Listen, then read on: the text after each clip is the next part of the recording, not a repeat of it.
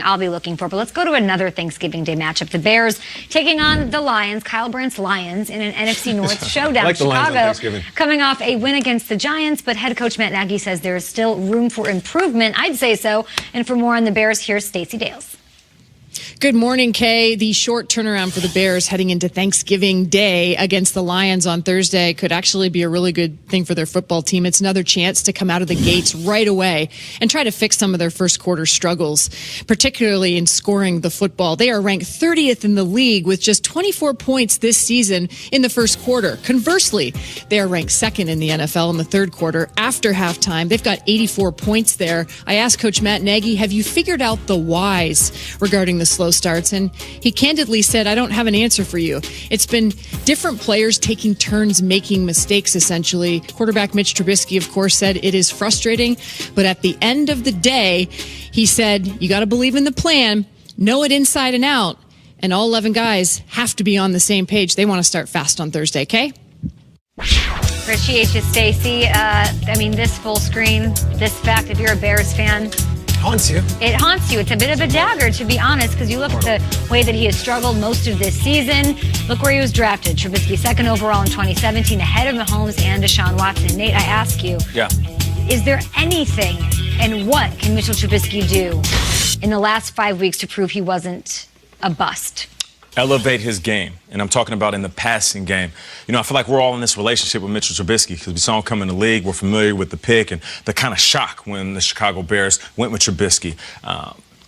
The defense, the coaching staff, the city of Chicago, they're all in the same relationship. And you know, our relationships, somebody will say, you know what, I just need you to be the best version of yourself. I don't think that works in this relationship. I think you have to be a little bit more brutally honest and say, I need you to be a better version of yourself. I'm not saying be like the other quarterbacks in the NFC North. I'm not saying be Matt Stafford, Kirk Cousins, or Aaron Rodgers. But I am saying when it comes to target passes, not the lob passes we're seeing downfield, not the 9 routes that you can throw up and float and the guy can run underneath it. I'm not talking about these passes. I'm talking about the target passes where he has to put the ball That's how he on can a avoid person's... being a bust? Yes, because you have to improve your pinpoint passing. That's the one problem I have with him. He'll come out, drop back, 5-step drop, his guy's coming towards the sideline, and that ball is everywhere.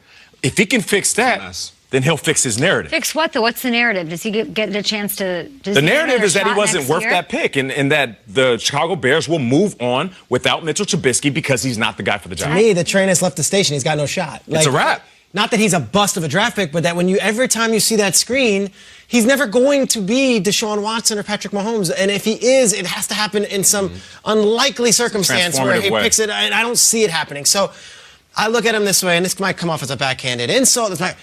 Ken O'Brien was a really good NFL quarterback. Ken O'Brien played for the Jets and was drafted before Dan Marino. And Jets fans would never let you forget because they saw Dan Marino 2 times a year, and they would say, gosh, like, we could have Dan Marino.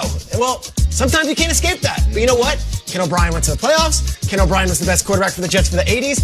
And maybe that's just what Trubisky has to be. Just be the best Bears quarterback that they've ever had. Because you know what? That list isn't long either. I think it might be Jim McMahon for a little 18-month window where he had a great quarterback. Jay Cutler, Rex Grossman, go out there and be the best Bears quarterback ever, and that's still doable. But to say that he's ever going to be Watson or Mahomes, 2 years in, I think I'd be lying to you to say that suddenly he's going to click and it's going to be that. I detest the Watson-Mahomes thing now. I find it so incredibly pathetic in the sense that, like, I understand it happened. It's never going to unhappen. It's like... You're going to Facebook and looking at your ex-girlfriend who married somebody. It's over. Like, move on with it. You can sit here and meme it till death and do 20 years from now, or you can actually love the one you're with.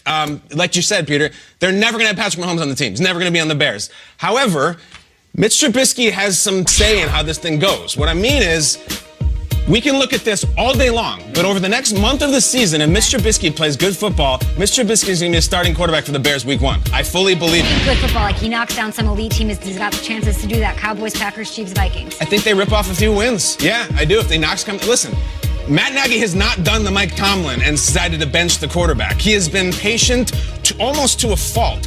If Trubisky wins a few of those games and plays fine, guess who's your week 1 starter? Because they're not drafting anybody, and I don't think they're trading for anybody either. So Mitch Trubisky, as bad as this has been, and you can compare it to Deshaun Watson all day, it's in his hands. It's still him. There's a good chance that he can get the Bears and the fan base to not quit on him the rest of the way this year. It's hard. It's really dark right now. However, fickle as hell. fickle as hell. I've seen a million times a strong December says, oh, actually it is. We figured it out. Can't wait till next What's year. the other option at quarterback? If Well, you go to the offseason, you say, is there an Andy Dalton that you want to bring in, a veteran guy? Then you're pulling a Mike Glennon, and they did that before they drafted Mitch Trubisky. Okay, where is that Kansas City game? I think that's interesting. I don't have it. They play the Chiefs. At Chiefs? I think it's at Chiefs. You go into Arrowhead. No, it's in Chicago. Okay, so then you defend your home turf. You look at Mahomes right in the eye and say, well, I beat you, so what? You know, like there's little wins Statement you can game. have. Yeah, like you could still win little things here and there, and when you play the Texans, you beat Watson. But are you guys hopeful on any level that he's got what it takes to knock down the elite teams that I just said he faces? No. Listen, we're 12 weeks into the season. I've tried so hard to make this thing work.